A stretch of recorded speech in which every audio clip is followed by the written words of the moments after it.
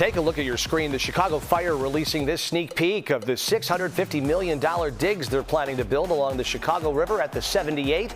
That's south of Roosevelt Road, if you don't know. The 22,000-seat Soccer Pacific Stadium is being privately funded by club owner Joe Mansueto.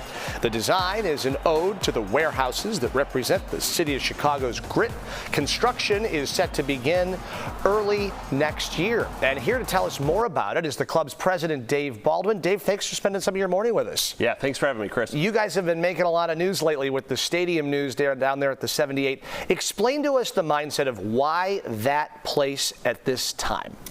So about a year ago, we began to search for our next home. Yeah. And we looked all over the city, we looked all over the suburbs. It was important for our owner, Joe, that it was inside the city.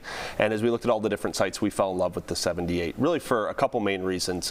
First, the public transportation. It has amazing accessibility, probably better than any of the other sites. Also, it's build ready, has the utilities in place. And then Joe started thinking about how it was that he wanted to acquire the land and ultimately pay for the stadium. To your point, it's $650 million. And Joe ultimately decided to take this himself, to not ask for any public taxpayer funds, and sent out a letter called Dear Chicago that we put in the Tribune and the Sun-Times here a couple weeks ago.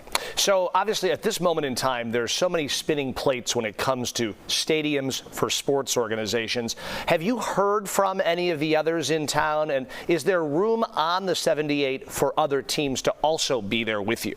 Sure. You know, we cheer for all the teams here in Chicago, and obviously I have relationships with the other team presidents, and I'm sure Joe has some with the other owners. But the intent of this site is that the Chicago Fire are the anchor tenant, and that we're the only stadium that's there. We're really excited to get moving on this. The expectation is that we're open for 2028.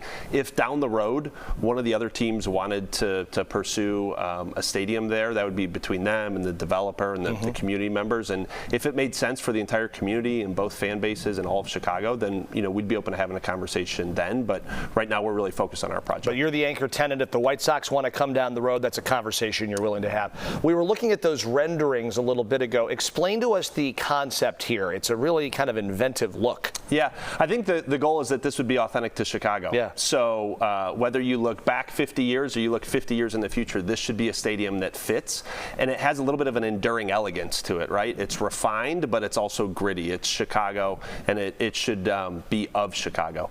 And what is Joe, I know, opening up his checkbook in that way allows you to make a lot of your own decisions when you're not coming asking taxpayers for help in the way that others have. You guys are really moving quickly on this. You're going to break ground soon, in months, not years. Yeah, it's a big check.